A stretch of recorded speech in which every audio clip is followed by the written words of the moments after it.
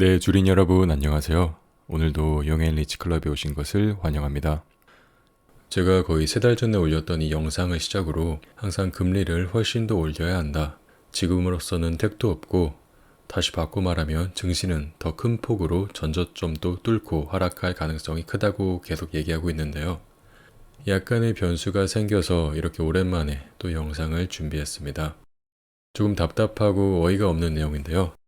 이런 악재만 공유하고 끝나는 게 아니라 영상 끝부분에 진짜로 돈 벌고 싶으신 분들, 돈 많이 벌어서 영앤리치가 되고 싶으신 분들을 위해 꼭 알고 실천해야만 하는, 그리고 누구나 실천할 수 있는 것 3가지 준비했으니까요. 꼭 실천하셔서 모두에게 도움이 되었으면 좋겠습니다. 아마 어디에서도 들어본 적 없는 그런 내용일 거라고 생각합니다. 자, 우선 영국의 새로운 총리 리즈 트러스와 쿼지 쿼탱 재무장관이 아주 두 팔 벗고 전격적으로 양적 완화를 하겠다고 공식 선언을 해서 우리 미국 증시 그리고 세계 각국에 있는 영국 투자자들에게 특히 큰 충격을 주었습니다. 지금 영국의 물가는 미국보다도 더 심각한 수준으로 인플레이션이 10%에 달하는데요. 이렇게 높은 인플레이션을 잡으려면 긴축을 해도 모자랄 판에 감세를 해서 경제를 부양하겠다고 합니다. 기업 대상의 법인세, 소득세, 그리고 부동산 거래세를 전부 큰 폭으로 감세한다고 했다가 오늘 아침 발표 10일 만에 그나마 부자들 대상으로 소득세 감세 법안은 철회를 한다고 발표를 했습니다. 사실 별로 의미 있는 건 아니고 많은 감세 중 단 하나만 선회하는 수준인데 얼마나 반대가 심했고 이게 말이 안 되면 재무부 장관이 내린 결정을 10일 만에 철회를 하나 싶네요. 일단 이 둘이 제정신이라는 가정하에 왜 이럴 수밖에 없었는지를 생각해보면 그만큼 영국 정부에서도 올해 연말에 특히 유럽 그리고 영국은 정말 더 힘들어지겠구나 라고 예상한다는 걸 알 수 있습니다. 코로나 후 역대급 양적 완화로 인해 미국뿐 아니라 전 세계가 고물가, 고환율 그리고 고금리에 힘든 시기를 보내고 있는데요. 설상가상으로 러시아에서 에너지 대부분을 수입하는 유럽 국가들은 올해 연말에 제일 추운 겨울이 될 거라는 게 기정사실이고 이렇게 된다면 우리 생각보다도 유럽의 경기 침체는 더 심각할 수도 있겠구나. 그냥 시장에 조금 타격이 있는 수준이 아니라 정말 기업 부도 그리고 나아가서 국가에까지 큰 위기가 올 수 있겠구나 라고 해석할 수 있겠습니다. 지금의 심각한 인플레이션에 양적 완화를 해버리면 그로 인한 후폭풍이 얼마나 더 심각해질지는 모르는 게 아닐 텐데 현재 영국의 상황이 얼마나 좋지 않으면 지금 당장 돈을 뿌려서라도 경기를 부양해야 하나 싶습니다. 실제로 IMF는 내년 영국의 경제 성장률을 0.5%를 예측하고 있는데 이는 G7 국가들 중 최하위로 일본보다도 낮은 수준입니다. 그런데 이렇게 되면 결과는 어떨지 너무 뻔하죠. 당장 급한 불은 끌 수 있더라도 나중에 하이퍼 인플레이션을 동반한 더 큰 후폭풍이 반드시 온다는 것입니다. 2008년 금융위기 직전 한창 잘 나갈 때 영국의 1파운드는 미국의 2달러까지 간 적이 있었는데요. 지금은 파운드와 달러의 가치가 거의 1대1로 반토막이 난 상황이고 반대로 영국의 국채는 미친 듯이 오르는 걸 볼 수 있습니다. 실제로 여러 전문가들은 영국발 금융위기까지 경고하고 있는 상황인데요. 중요한 건 영국뿐만 아니라 미국도 지금 말로는 긴축을 한다고 하지만 결국 오래가지 못할 것 같다는 겁니다. 지금 영국의 이런 양적 완화가 나비 효과가 돼서 너도 나도 슬슬 금리 올리는 데 소홀해질 수 있다는 건데요. 실제로 바이든은 얼마 전 대체 왜 그렇게 이름을 지었는지 모르겠는 양두구육 정책을 통과시켰죠. 여러분도 잘 아시는 인플레이션 감축 법안입니다. 환경 문제 핑계로 전기차 보조금을 지원해준다는 건데 보조금 지원은 결국 돈을 더 찍어서 풀겠다는 거고 소비를 부추기는 행위죠. 뿐만 아니라 학자금 대출빚 탕감법도 통과를 시켰는데요. 빚 탕감도 마찬가지입니다.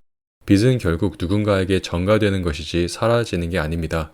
빚을 없애준다는 것은 돈을 준다는 것이고 결국 돈을 더 찍어야 합니다. 지금 패드의 감축과 금리 인상 속도도 택도 없고 사실 파월은 재롱장치를 하는 것이라고 제가 얘기를 했었는데요. 그래도 이렇게 올리는 척이라도 하는 파월에 반해 대통령은 완전히 반대로 가고 있기에 결국 공화당이던 민주당이던 11월 중간선거 앞서서 부양책이든 감세든 양적 완화하는 발표를 할 때고 2년 정도 금리 인상을 할 것이라는 패드의 주장과는 다르게 저는 아무리 길어봐야 내년 하반기엔 금리 인상을 동결하지 않을까 생각합니다. 실제로 점도표를 보아도 내년 이후로는 금리가 다시 낮아지는 걸 볼 수 있는데요. 패드 역시 말 따로 행동 따로인 것 같습니다. 그래서 제가 원래는 정말 빠르면 앞으로 한 분기 정도, 길어도 1년 이내에 정말 버블 붕괴와 함께 미국의 대공황이나 그에 버금가는 심각한 경기 침체가 올 것이라고 개인적으로 생각을 하고 있었는데요. 이렇게 되면 침체 시기가 조금 늦춰질 수도 있겠다고 생각합니다. 하지만 인플레이션을 잡지 못한 채 다시 돈을 풀게 되면 그것은 의미 있는 경제 성장이 아니라 버블로 형성된 성장이며 나중에 올 후폭풍만 더 키운다는 거 알고 계셨으면 좋겠습니다. 물론 저는 언젠가 물가 안정이 되고 다시 의미 있는 경제 성장이 뒷받침되어 미국 주가는 결국은 우상향한다는 걸 알고 있습니다. 그리고 장기 투자자로서 어떤 자산이든 항상 좋은 날만 있는 게 아니라 가끔은 비가 오는 날도 있다는 것도 잘 알고 있습니다. 그리고 저는 개인적으로 소나기 정도는 그냥 맞으면서 투자를 하는 스타일입니다. 하지만 그냥 가벼운 소나기가 아니라 태풍이 온다면 그것은 아무리 장기 투자자라도 피하는 게 맞다고 생각합니다. 한 가지 분명한 건 지금 어려운 거시경제나 이런저런 지표들 볼 거 없이 제 살아 생전 처음 보는 1440원의 환율, 그리고 이것보다 더 떨어진 선진국 영국의 화폐 가치만 보더라도 지금 시장은 굉장히 심각하다는 걸 알 수 있습니다. 하지만 많은 사람들은 아직 이 심각성을 잘 모르는 것 같은데요. 이 그래프를 보시면 지금 미국은 주식시장에서 돈을 빼기는커녕 오히려 주식 자산 비중이 역대 최고치라는 걸 볼 수 있습니다.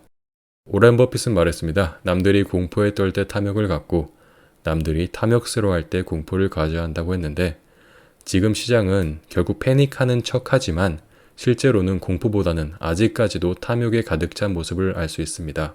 중국 부동산발 금융위기일지 영국발 금융위기가 될지 아니면 늘 그랬듯 아무도 몰랐던 그 무언가가 될지는 모르겠지만 정말 패닉다운 패닉이 와서 너도 팔고 나도 팔고 실제로 모두가 팔고 떠날 때 이 증시에 정말 찐 공포가 왔을 때 그때 비로소 의미 있는 반등이 나올 것입니다. 실제로 차트상 보더라도 아주 전형적인 쌍바닥을 그리며 증시가 오늘 반등한 걸 볼 수 있는데요. 인플레가 잡히지 않는 한 절대로 전고점 돌파 못하고 다시 또 떨어지는 패턴을 반복할 테니 투자자 여러분들도 포모에 저점이라고 충동적 매수하지 마시고 여유 있게 지켜보셨으면 좋겠습니다.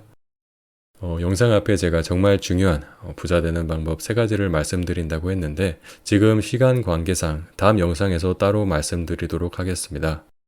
한 주 또 화이팅 하시고 성투하시기를 바랍니다. 감사합니다.